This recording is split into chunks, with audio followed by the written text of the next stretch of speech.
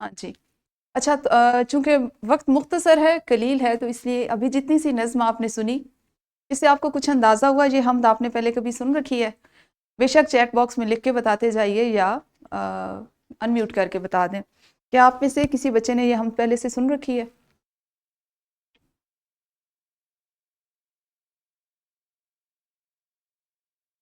آپ کو میری آواز آ رہی ہے؟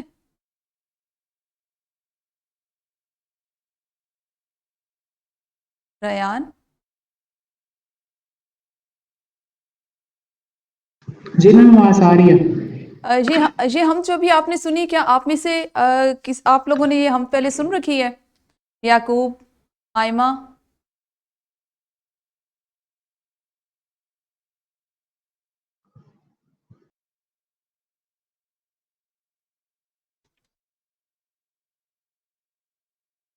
اچھا میرا خیال ہے پتہ نہیں، اب مجھے سمجھ نہیں آ رہی، آپ لوگوں کو آواز نہیں سن رکھی. ٹھیک ہے، ابھی ایسا ہے کہ یہ لنک میں ہے، چونکہ ابھی یہ ویڈیو اپلوڈ ہو جائے گی تو آپ نے اس لنک کو چلا کے دوبارہ سے اس ہم کو مکمل ہم کو سن لینا ہے. ٹھیک ہے، تو آج چونکہ ہماری سننے اور بولنے کی صرف سرگرمیاں ہیں، ہمارا جو صلاحیت جس میں ہم کام کریں وہ سننے اور بولنے سے متعلق ہے، تو اسی لیے میں نے آپ کو یہ ہم سنوائی.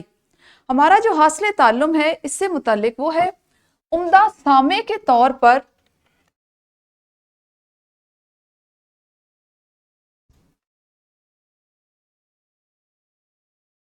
عمدہ سامع کے طور پر چاہیے 1 منٹ.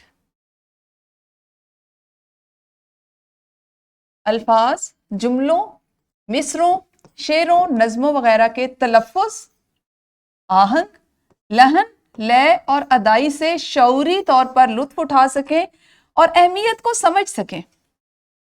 ایک لمبا حاصل تعلم ہے جس پہ ہم بات کریں گے. سب سے پہلے سامع، عمدہ سامع. سامع کون ہوتا ہے؟ آپ میں سے کسی کو پتہ ہے سامع کون ہوتا ہے؟ سامع کسے کہا جاتا ہے؟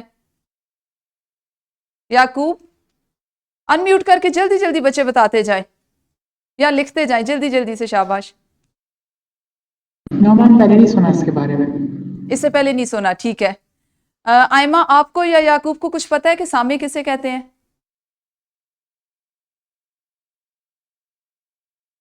نو میم. ٹھیک ہے، اچھا جی، نو. ٹھیک ہے. جس وقت اسکول میں کالج میں اسکول میں عام طور پہ جو تقریری مقابلے ہوتے ہیں اس وقت کہا جاتا ہے سامعین کرام، حاضرین کرام اور یا ناظرین. یہ الفاظ تو سن رکھے ہوں گے. یہ تمام جمع ہیں. سامع ہوتا ہے سننے والا، قوت سماعت کرنے والا.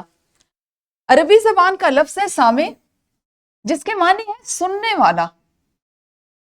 جب ہم بات کرتے ہیں عام گفتگو میں، جس وقت آپ اس طرح کے جو آپ کے اسکول میں اس سے پہلے جو بھی کوئی بزم ادب ہوا، تقریری مقابلہ ہوا یا کچھ بھی، تو اس میں آپ نے یہ الفاظ ضرور سنے ہوں گے سامعین کرام، حاضرین کرام یا ناظرین. اس کا یہی مطلب ہوتا ہے. سامع ہوتا ہے، سامعین ہوتے ہیں ایک سے زیادہ لوگ چونکہ ہوتے ہیں تو وہ سننے والے. ناظرین ہوتے ہیں دیکھنے والے، جو سن بھی رہے ہوتے ہیں اور دیکھ بھی رہے ہوتے ہیں.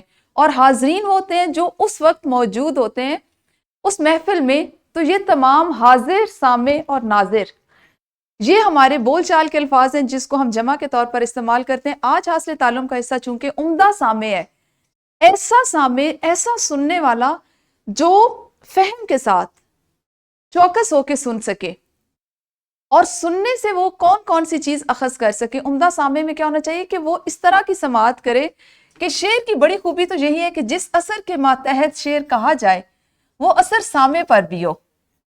کہ میں جس طرح آپ کو ہم سنوائی، جس طرح اچھے لہن کے ساتھ، اچھی لے کے ساتھ، درست تلفظ کے ساتھ جس نے پڑھی، اس نے جس انداز میں پڑھی، آپ پہ بھی اس کا اتنا ہی اچھا اثر ہو اور آپ بھی اس حمد کو اسی لے، اسی آہنگ اور اسی تلفظ اور ادائی کے ساتھ دہرا سکیں، تو تب آپ اچھے سامع ہوں گے. ٹھیک ہے، تب آپ کی قوت سماعت کو اچھا سمجھا جائے گا. ایسا نہیں ہے کہ آپ سے یہ کہا جائے کہ آپ نے سماعت تو کر لی اور آپ کو کوئی ایک شعر کہا جائے تو آپ اس میں استعمال ہونے والے الفاظ کے تلفظ سے واقف نہ ہوں. آپ اس شعر کی جو درست ادائی، جو اس کا لہن بنتا ہے، جو اس کی لے بنتی ہے، اسی سے واقف نہ ہوں. تو یہی ہمارا سب سے پہلا آج جو حاصل تعلم ہے وہ یہی ہے کہ عمدہ سامع کے طور پر الفاظ، جملوں، مصروں، شعروں اور نظموں وغیرہ کو، ابھی آپ دیکھیں کہ ہم نے ایک نظم جو حمد ہے اس کو سنا، اس میں اشعار بھی تھے، مصرے بھی تھے، اس کے الفاظ اور جملوں کو بھی آپ نے غور کیا، ان تمام کو درست تلفظ، آہنگ، لہن، لے اور ادائی سے شعوری طور پر لطف اٹھا سکے، آپ کو اندازہ ہو، آپ کو اس کی لہن سے، آپ اس کے ترنم سے، آپ اس کی ادائی سے اتنے واقف ہوں کہ آپ کو اچھا لگے، لطف اندوز ہو سکیں اور اس اہمیت کو سمجھ سکیں۔ اب بات ہے اہمیت کو سمجھنے کی، تو نظم اور نثر میں، اور ایک ایسی نظم جو لہن کے ساتھ، جو آہنگ کے ساتھ، جو ترنم کے ساتھ ادا کی جاتی ہے، اس کو سمجھنا، اور ایک ایسی نظم جس کو میں اگر آپ کو وہ بغیر اس کے لے کے سنا دوں گی تو اس کو سمجھنے میں جو آپ کو فرق ہوگا، اس اہمیت سے آپ واقف ہو سکیں۔ اہمیت سے یہ مراد ہے کہ جو نظم گا کر یا ایک اس کے جو اس کا وزن ہوتا ہے اس کے مطابق سنائی جاتی ہے تو وہ قاری پر، سامع پر بھی ایک اچھا اثر ڈالتی ہے، اس کو سمجھنے میں آسانی ہوتی ہے، اس کو یاد کرنے میں، یعنی وہ آپ کے وہ جو اشعار ہیں وہ آپ کے ذہن میں بیٹھ جاتے ہیں، اس کے بعد جب بھی آپ وہ سنتے ہیں تو وہ آپ کو ایسا لگتا ہے کہ آپ نے سن رکھی ہو۔ اس کے مقابلے میں وہی والی نظم اگر میں آپ کو سادہ انداز میں سناؤں گی تو شاید وہ اتنا اثر نہیں کرے گی۔ تو یہ اس کی اہمیت ہے کہ ہم کیوں آہنگ پہ، لے پہ، اس کے لہن پہ، اس کی ادائی پہ اور اس کے تلفظ پہ کیوں زور دیتے ہیں کہ جس وقت سننے اور بولنے کی سرگرمیاں اگر آپ کو کہیں پہ کالج میں یا کسی مقابلے میں تقریر کرنی پڑے، کسی بحث و مباحثہ میں شامل ہونا ہو، جماعت میں ایسی سرگرمیاں ہو رہی ہوں، تو آپ ان تمام چیزوں سے واقف ہوں۔ آپ سب جانتے ہیں کہ جس وقت آئلٹس وغیرہ کے ٹیسٹ ہوتے ہیں تو اس میں آپ کی یہ جو سننے، بولنے کی اور پڑھنے کی جو سرگرمیاں یا جو مہارتیں ہیں ان کا بھی امتحان لیا جاتا ہے۔ آپ کے گھر میں ہو سکتا ہے آپ کے کسی بڑے بہن بھائی نے یا آپ کے عزیز رشتہ دار نے آئلٹس کا امتحان دیا ہو، تو آپ اس سے واقف ہوں گے کہ اس میں یہ تمام چیزیں، آپ کی ان تمام صلاحیتوں کا جائزہ لیا جاتا ہے۔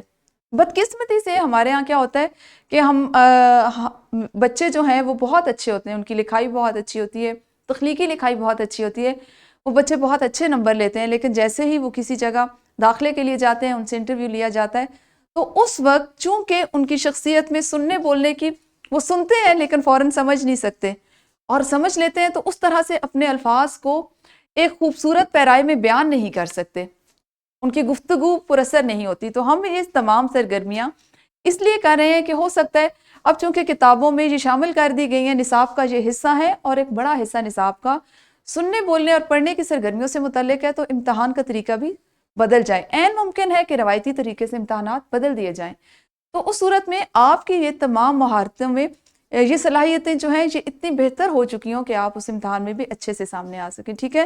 اور روزمرہ زندگی میں تو ان چیزوں کی ضرورت ہے ہی۔ اچھا جی، آپ کی قوت سماعت کو دیکھنے کے لیے آپ کو ایک حمد سنوائی گئی جو ایک عام فہم حمد تھی، اور میں نے آپ کو بتایا کہ سامع کیا ہوتا ہے، ٹھیک ہے؟ ہمارا دوسرا حاصل تعلم ہے مختلف سمعی ذرائع۔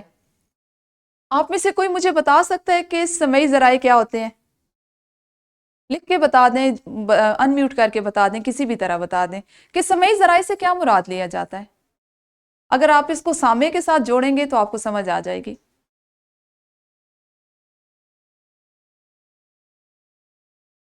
جی بتائیے ریان، آپ کو کچھ سمجھ آئی سمعی ذرائع کیا ہوتے ہیں؟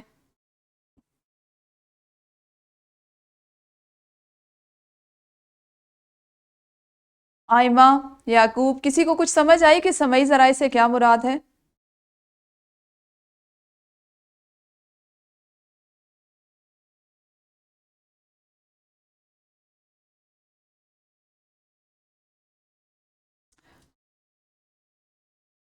ریان، آپ کو میری آواز آ رہی ہے ریان؟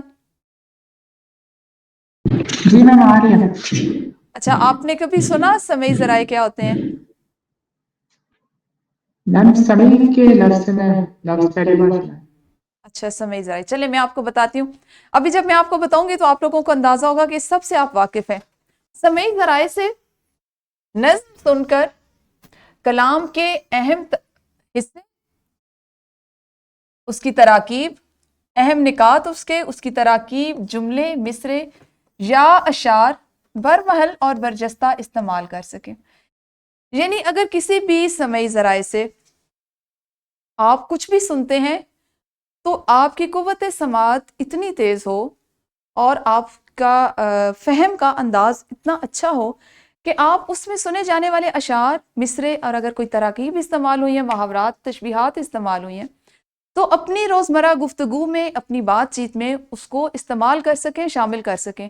عام طور پہ آپ نے دیکھا ہوگا کہ آپ کے اسکول میں یا آپ کے کچھ ہم جماعت ایسے ہوتے ہیں جو بات کرتے کرتے بیچ میں محاورات کا استعمال بہت کرتے ہیں۔ ان کو ہر بات پہ اس سے متعلقہ کوئی محاورہ، کوئی ضرب المثل یاد ہوتی ہے۔ جو بچے اچھے مقرر ہوتے ہیں، تقریر کرنے والے ہوتے ہیں، وہ اپنی گفتگو میں اشعار اور مصروں کا استعمال بہت زیادہ کرتے ہیں۔